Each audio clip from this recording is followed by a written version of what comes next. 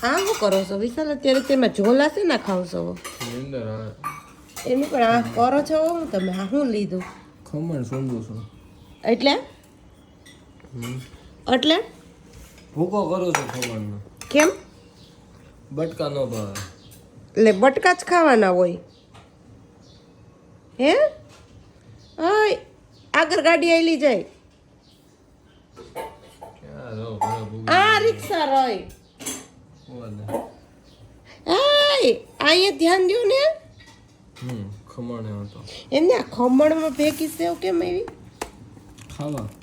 આનું કરવાની ખાવાની કેમ આમ વેરવાની આમ કેમ આ લ્યો તો